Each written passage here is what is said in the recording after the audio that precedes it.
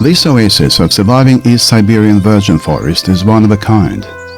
It is home to many god-forsaken lianoid conifers and hardwoods. Vibrant and crystal-clear springs here carry specks of gold down to the Pacific Ocean. Red data bees build homes here in the red data trees. Red data paradise flycatchers reach out, snatching red data insects. The common minnow feeds on the roes from the highly mysterious cherry salmon. Here, the goddess of the hunt, Artemis, takes on the guise of a graceful butterfly, while the snakes sport tiger-like skins.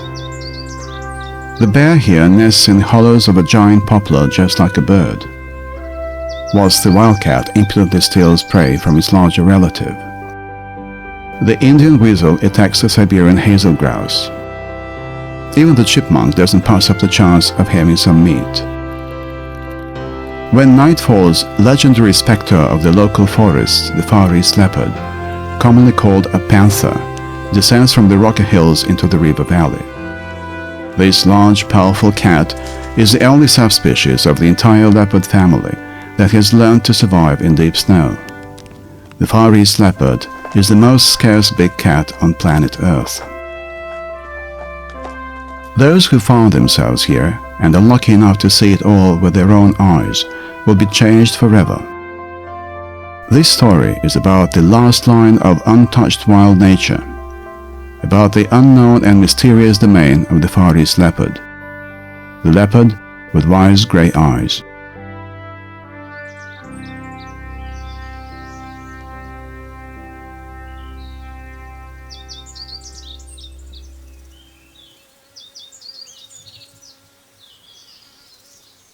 Summer is about to leave this ancient forest.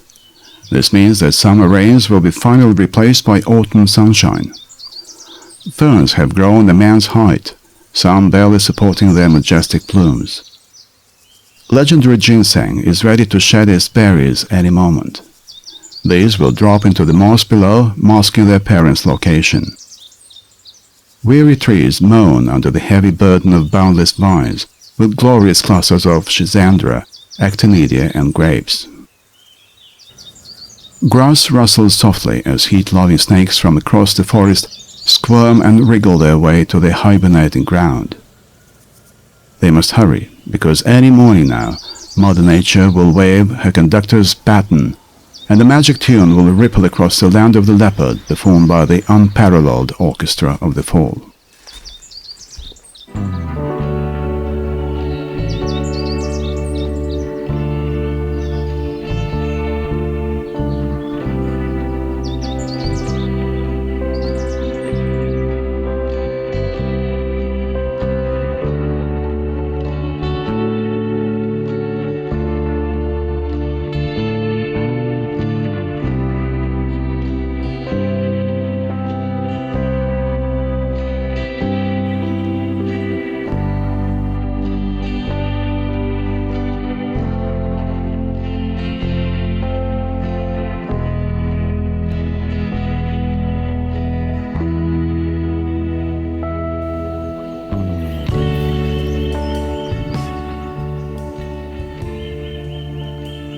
Suspense will fill the air. This year, Korean pine will provide a bountiful crop of nutritious cones.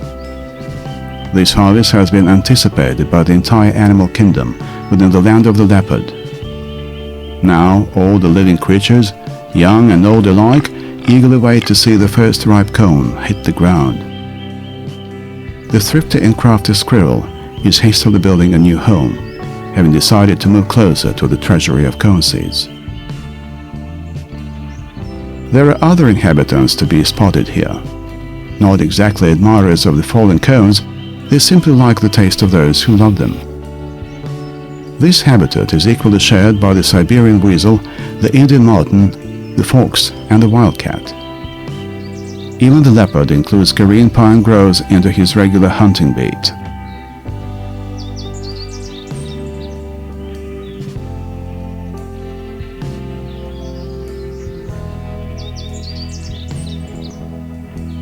River estuaries in the land of the leopard are filled with intrigue and mystery. The minnow, The bull trout and the char all cling together to form dense mixed schools in historic locations. This marks the end of an oceanic odyssey for the cherry salmon. Following nature's call, these fish return to where they spawned, where they had seen their first ray of light. Because low water prevents the cherry salmon from entering the river, they wait patiently for the rain. Meanwhile, the river's population waits for the cherry salmon. The moment downpour starts, salmon will rush into their native river in the shade of the forests. These forests are completely different from the subtropical forests of Asia and the boreal Siberian forests. Here, Korean pine and the black fir brushwood stand as high as a 10-story building. Some of the giant trees were already the height of a man, as early as the days of Ivan the Terrible, when he assigned Yermak Timofeyevich to conquer Siberia. By the time the first Russian, Ivan Moskvitin, reached the Pacific East Coast, they were more than 100 years old.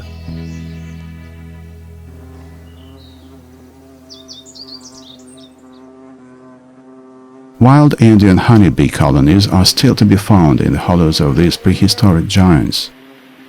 The bees are currently busy preparing for winter. Unlike cultivated bees brought from Europe, these wild Indian honeybees are less susceptible to adverse weather and disease. They gather pollen-sipping flowers even in the rain. Despite being hardy, the danger of having the colony drained dry by the black bear hangs over each bee community like the sword of Damocles. And the bear knows only too well the wonderful taste of wild honey.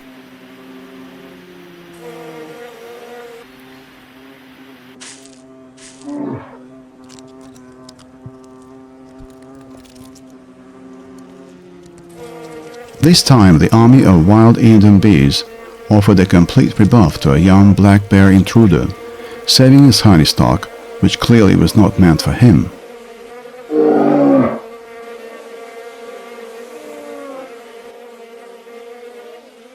But here the more experienced older bears proved to be more aggressive, leaving behind monuments like these.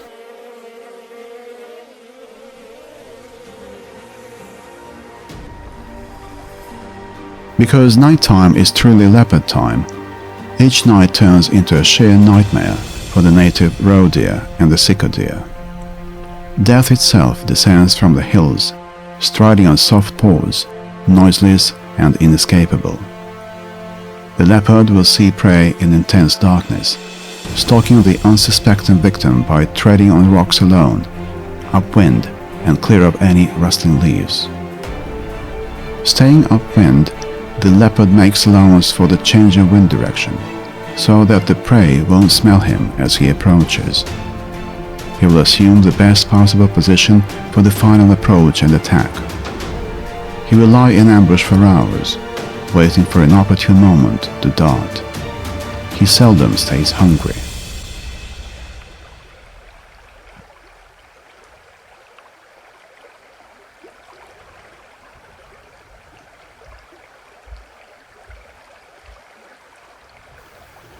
To think of it, we have nearly lost him completely. The Far East leopard signed a non-aggression pact with man and has been rigorously observing it for the past 100 years.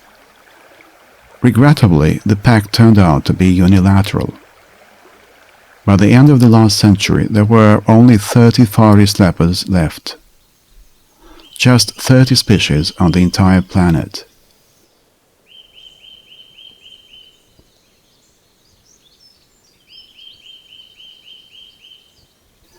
Humans came to their senses at the very last moment, almost fatal for the leopard.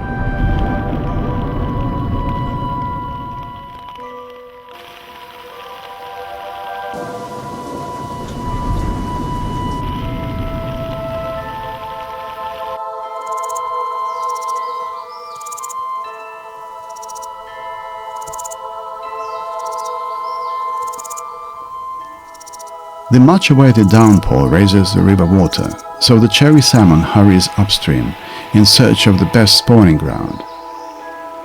They are followed by a school of chars. They do not feed on bro. They are, and this is yet another riddle of the land of the leopard, dwarf male mates. Hatched from eggs of the cherry salmon in this very river, rather than flow down into the sea like their next of kin, they stayed waiting for their time to come. Despite their miniature size compared to that of the female, these nimble male midget companions are fully able to fertilize the eggs, while for some reason there are no full-size male salmons arriving from the ocean to spawn.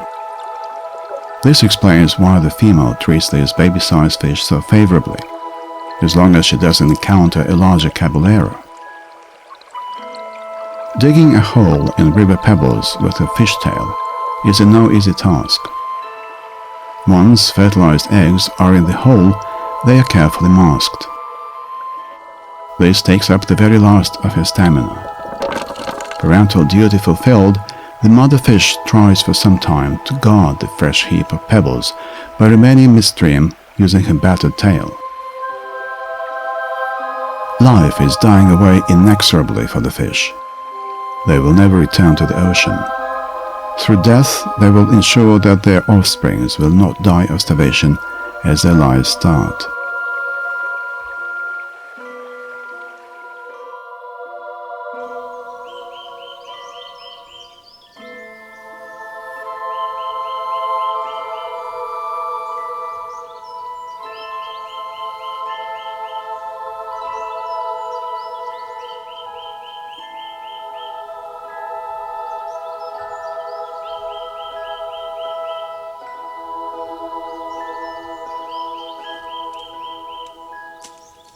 After the rain downpour, the forest is hit next by a windstorm. The storm causes the first pine cones to fall to the ground. This sparks a feast in the grove. Prompt squirrels are first to appear. These professionals strip the cone of its seeds in a matter of seconds and dash for another. Clumsy badgers hurriedly arrive next. Their claws and teeth are simply not suitable for extracting cone seeds. Instead, he breaks the cone awkwardly, grimly spreading the seeds everywhere. He will then have to rummage through the grass to pick up each seed. Conversely, the black bear dresses the cone amazingly deftly. Not one seed drops to the ground, simply because one of the large paws serves duty as a combined dressing table, platter and napkin.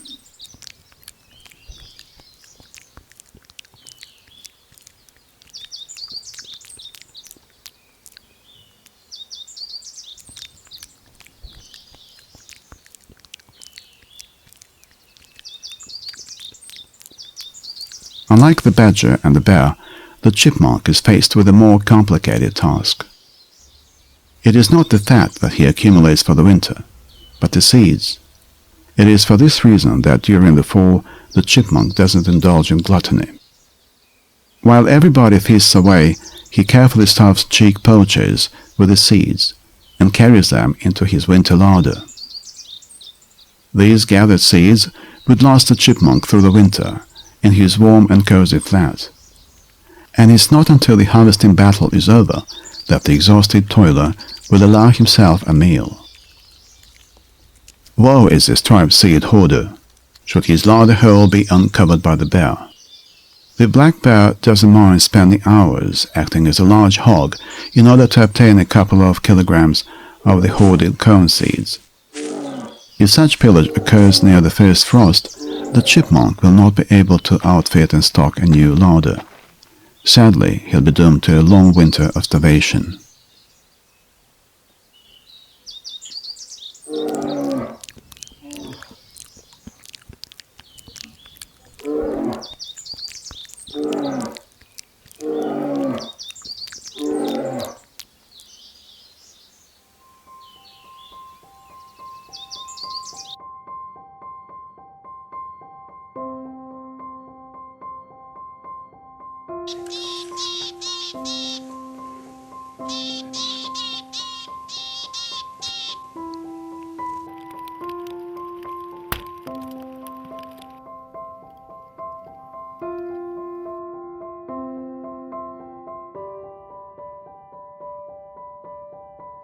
Maple flames of the Primorsky Fall do not blaze for long in the forest. Soon, one morning, winter stakes out a claim for this forest with a heavy snowfall. Drained dry by the bear, the chipmunk is doing the best he might to avoid dying from starvation and cold. A born vegetarian, he is deftly stuffing himself with the meat of the deer recently slain by the leopard. A grown-up Indian marten is amused by the first snow much like a young child, seeing snow for the first time, literally going berserk.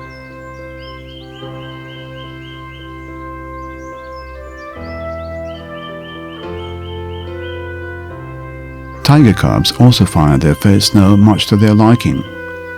Protected by their vigilant mother, they try to figure out how to best use and enjoy it. Before long they realize how. It makes a really nice playground.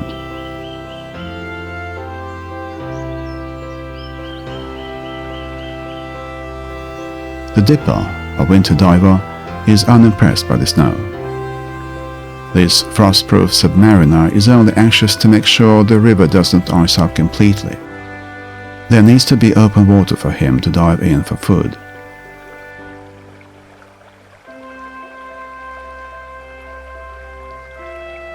He cares little if the banks are covered with snow or leaves. The little wren, Dipper's winter diving mate, hardly minds the snow either.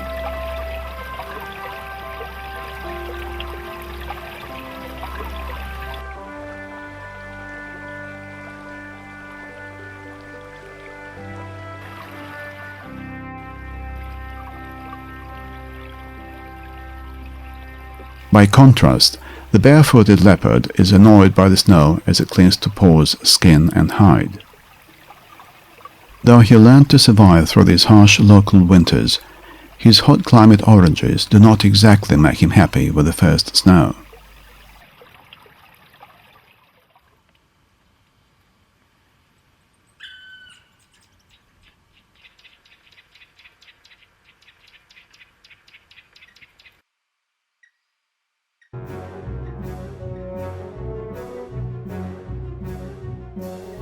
Fresh fluffy snow, however, is the leopard's ally. It covers with a soft blanket fallen leaves, treacherously rustling underfoot. This soft insulating cover of snow now allows the leopard to noiselessly approach the victim.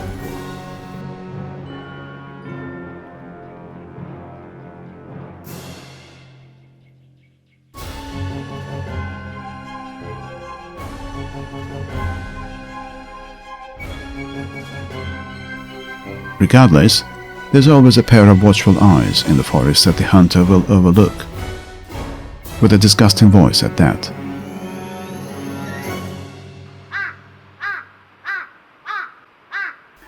Looks like it's going to be a day of fasting for the leopard.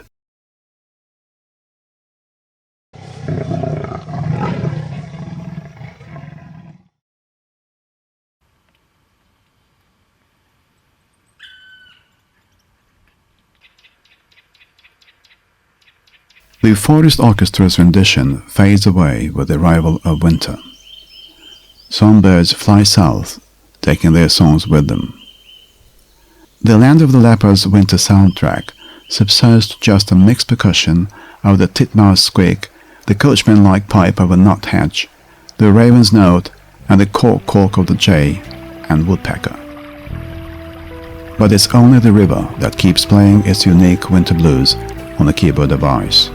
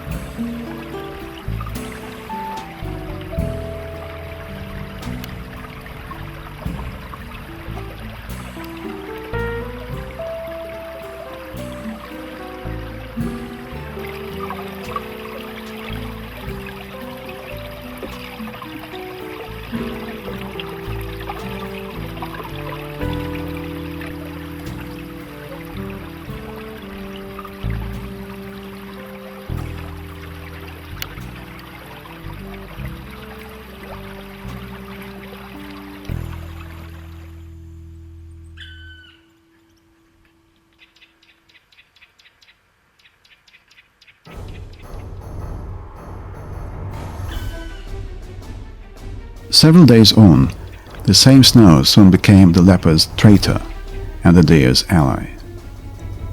For now the snow has frozen solid, so it joyfully resounds the forest with each paw step.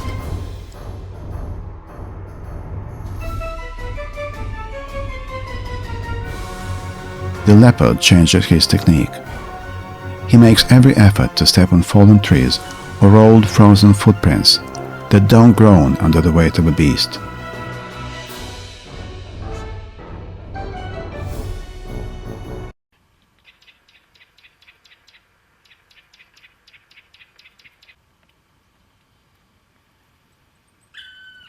A leopard's prey is not food for him alone. When he retreats, satiated, leaving the meat unattended, his temporary canteen becomes filled with a crowd of spongers, joyfully proclaiming a charity meal. Chickadees and nuthatches fight for their crumbs. A couple of grey peckers also decide to switch to a meat diet, pushing aside smaller fry. However, highbrow peckers could never cope with impudent chickadees, who are too quick to snatch a morsel. They don't eat.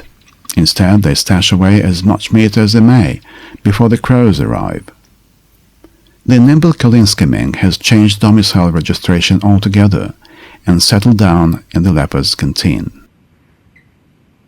But all this entire troop will stampede and fly apart in a twinkle of an eye when the wildcat appears.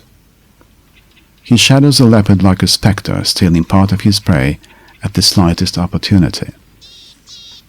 The audacity of the wildcat is matched by his cautiousness.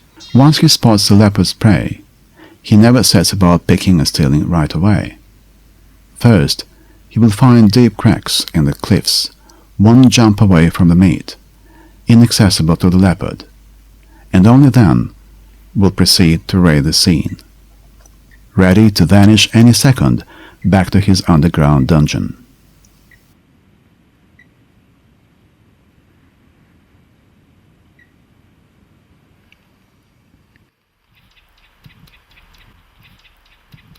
This kind of scam, however, is below dignity for the Indian marten. A tireless hunter, he is proudly capable of obtaining food unaided.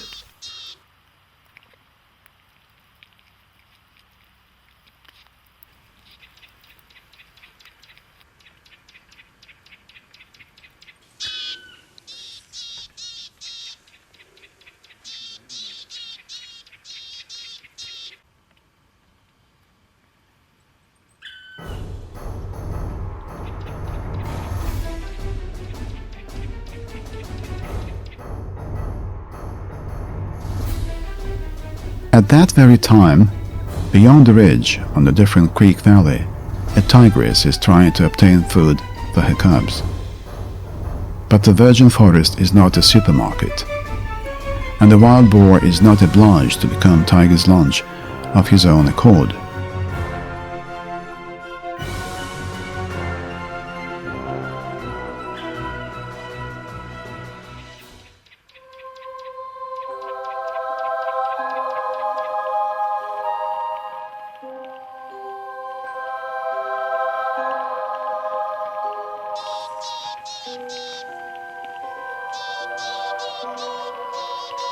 A torrential rain hits the snow-covered forest in the middle of February.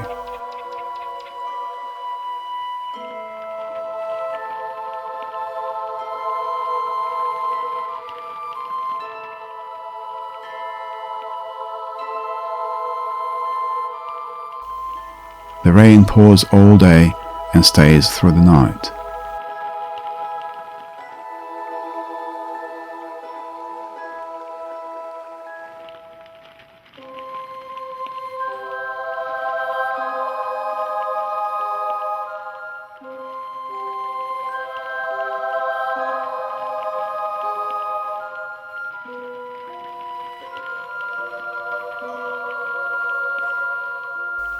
So the young leopard, unwise enough to have left his prey in the open, has now to miserably plod along to his canteen with no cloak or umbrella.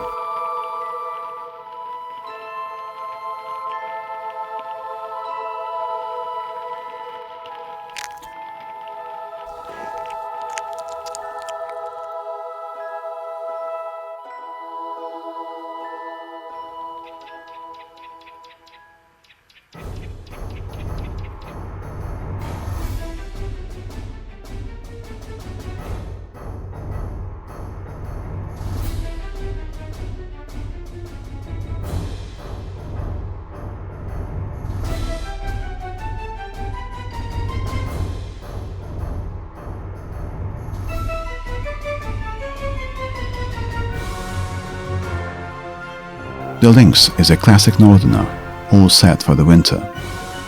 Coarse furs start growing between his fingers with the onset of cold weather.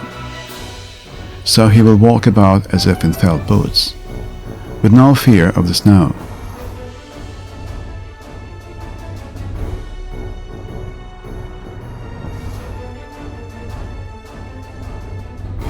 But he is a rare visitor in the domain of the leopard, because the probability of running into the true landlord while hunting is just too high. Discretion is the better part of valor. Better to give in than risk your skin.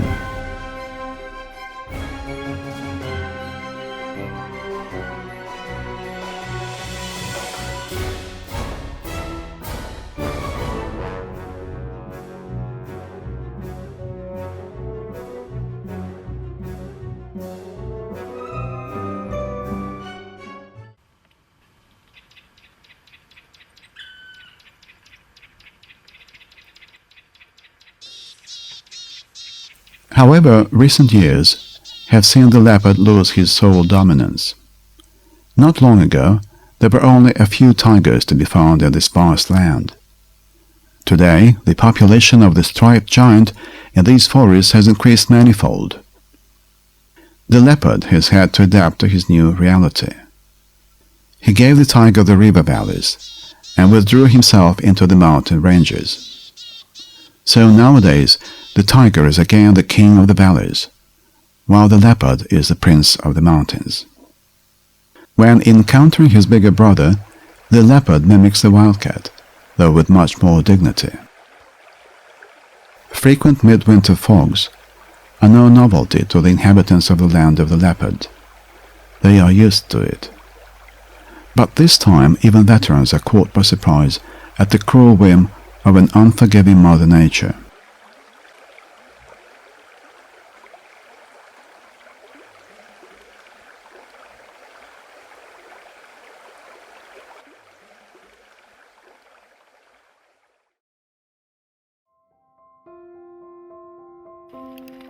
With the arrival of March, winter tries clutching onto life with new snowfalls.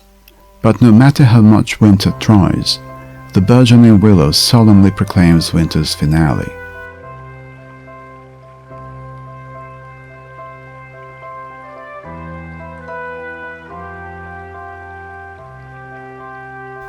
Its fuzzy heralds of spring bring joy to all animals and birds, and not for the aesthetical reasons alone, but because everyone's health condition has been undermined by the long, starving winter. It's high time to replenish both protein and vitamins.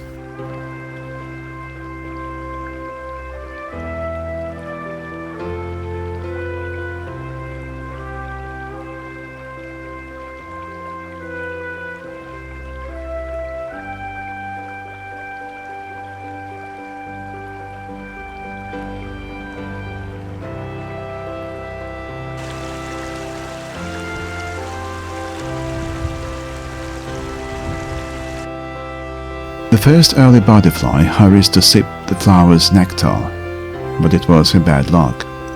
She's been expected. Of course, the butterfly was not planning to become a bat's lunch after a long winter sleep, but it happened to be the cherished dream of a hungry bat. Every second, the blessed land of the leopard makes someone's dreams come true, but you never can tell whose. Rivers are jovially pushing and breaking the crust of winter armor, freeing fish from ice captivity. Now the minnow has nowhere to hide from the voracious otter. A carpet of first flowers begins to cover southern slopes to the jingle of meltwaters. New melodies are now filling the land of the leopard. Migratory birds have returned home from winter exile. Love and repressed passion springs upon the forest.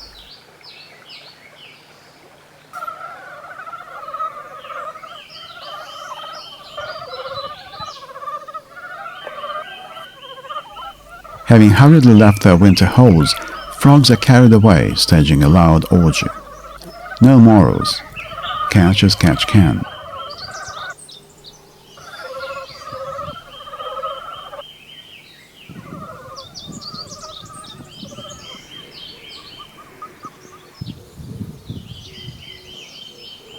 Incommunicable toads are next to come on stage.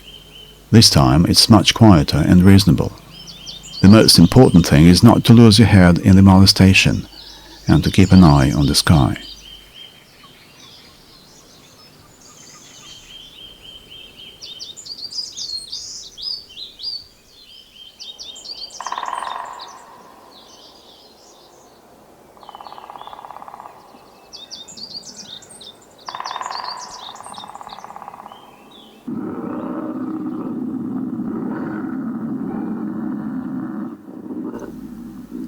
Though nature deprived the lynx of a tail, it obeys the laws of march unquestionably, just like a true cat.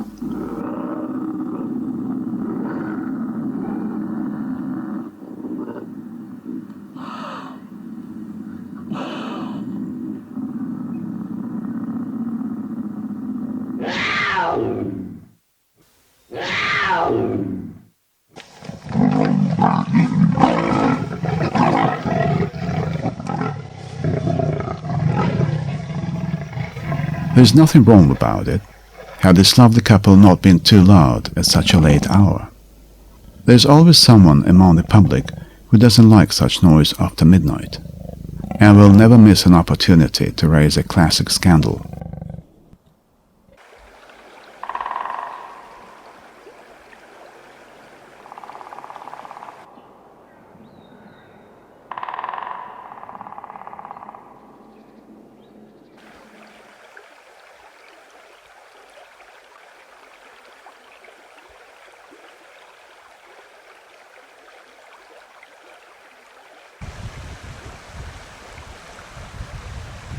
The dippers are enthusiastically building a nest. One may tell at first glance that the male is a professional builder. He's just picked up the right twig. If he was a naive amateur, he would rush to the nest and push it in right away. But as a pro, he's waiting for the right moment. It's not the time yet, for the housewife is too far away and not looking his way.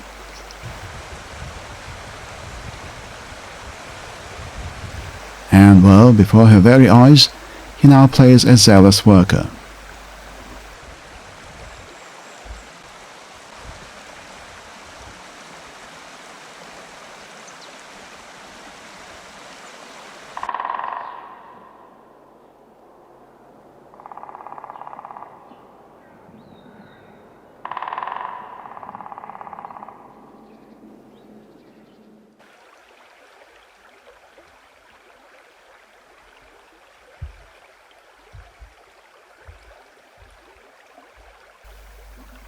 Inspired by the lynx's foreplay, a male leopard resolves to pay a visit to a good-looking female neighbor.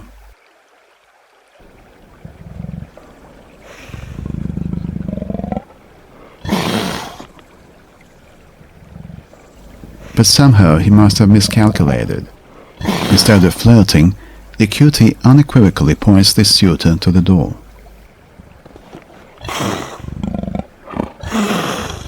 Needs no translation here to see that she is tired or has a headache.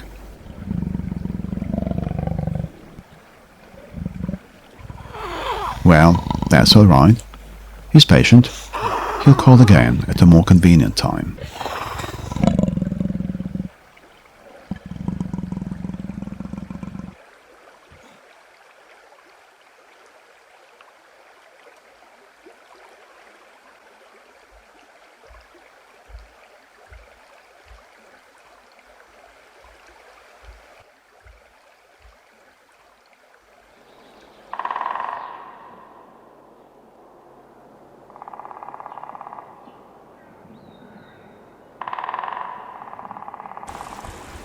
A few mandarin ducks meet beyond the river bend. At first, everything is decent. Dressed-up cavaliers bowing courteously. "How are you, neighbor? Flew in, no problem?" But then, someone casts a suggestive glance on someone else's sweetheart, and the situation gets out of hand.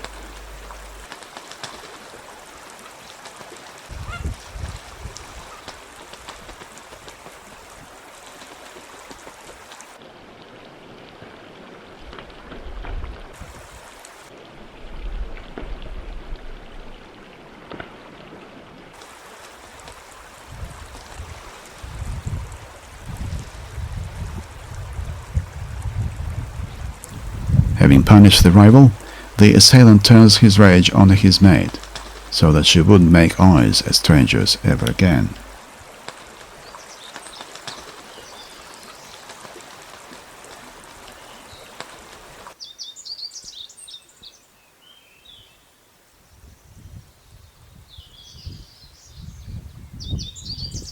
And of course it culminates ultimately in a happy ending.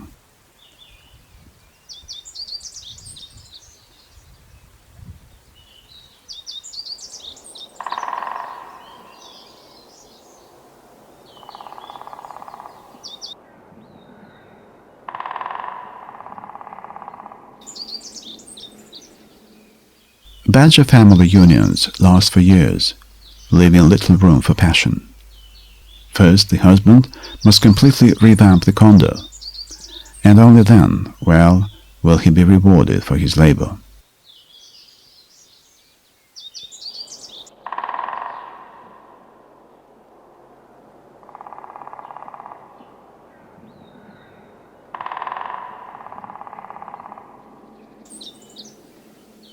Our chipmunk, devastated by the bear's raid on his winter larder, still managed to survive. He welcomes yet another spring in his short life. The Indian bees peep out of the hollow.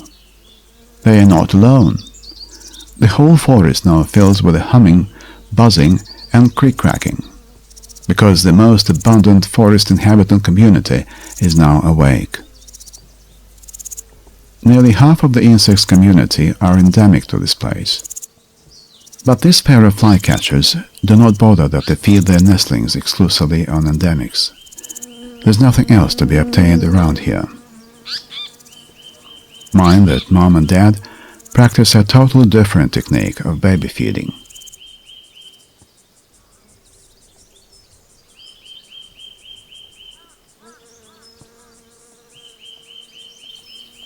Here's Mom. If the food doesn't fit in the baby's throat, she will batter it with a beak till it's the right caliber.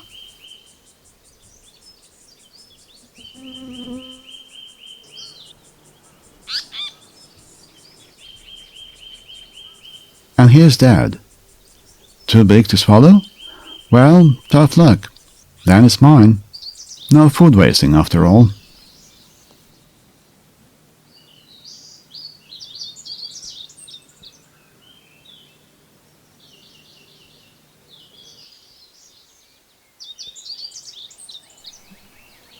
Snakes have left their populous winter hideaways, so the deadly horror for frogs and mice creeps across the forest.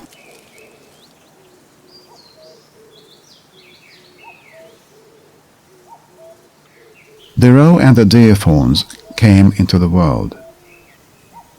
During their first few days of life, they must lie still in a safe place selected by mother before she leaves to graze. New cubs are virtually odorless, so the leopard can't smell them. Several days on, however, they will be expected to run like grown-ups.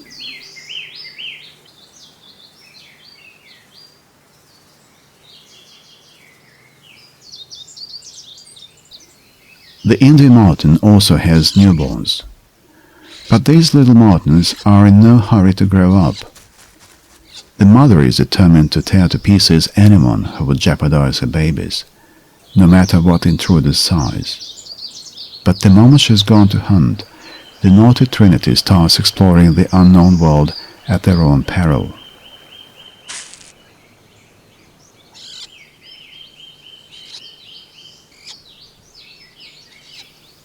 At the end of the day, the forest turns into a huge nursery school, much to the joy of the leopard.